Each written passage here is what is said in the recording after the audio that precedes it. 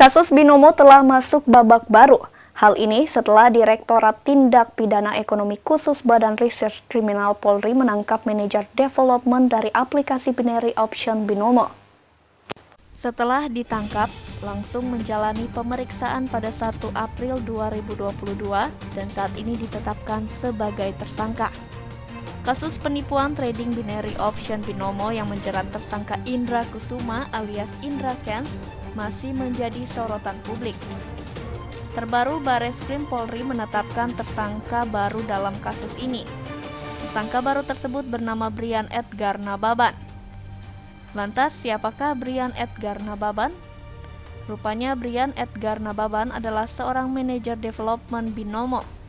Dikutip dari kompas.com, Brian pernah kuliah di Rusia pada 2014 dan Oktober 2018. Hal ini diketahui dari hasil pemeriksaan tim penyidik. Kemudian setelah lulus, Brian mendaftar di perusahaan Rusia bernama 404 Group yang memiliki kerjasama khusus dengan Binomo. Brian pun diterima sebagai customer support platform Binomo yang bertugas menerima komplain dari pemain Binomo, terutama dari pemain asal Indonesia. Setelah itu, Brian Edgar naik jabatan dan menempati posisi sebagai manajer development Binomo sejak Februari 2019. Adapun tugas atau tanggung jawab Brian dalam posisi itu adalah menawarkan kepada influencer Indonesia untuk menjadi afiliator Binomo. Lebih lanjut, Wisnu membeberkan Brian Edgar pernah mengirim uang kepada Indra Kents.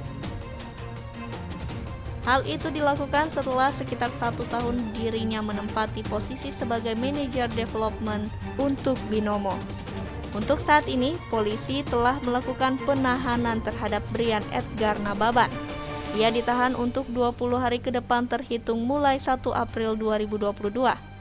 Tak hanya itu, dari tangan tersangka penyidik menyita 1 unit laptop. Atas perkara ini, Brian Edgar Nababan disangkakan melanggar pasal 45 ayat 2 Jo, pasal 27 ayat 2, dan atau pasal 45A ayat 1, 28 ayat 1 Undang-Undang Nomor 19 Tahun 2016 tentang perubahan atas Undang-Undang Nomor 11 Tahun 2008 tentang informasi dan transaksi elektronik. Demikianlah berita terkini, nantikan informasi selanjutnya hanya di Tribun Manado.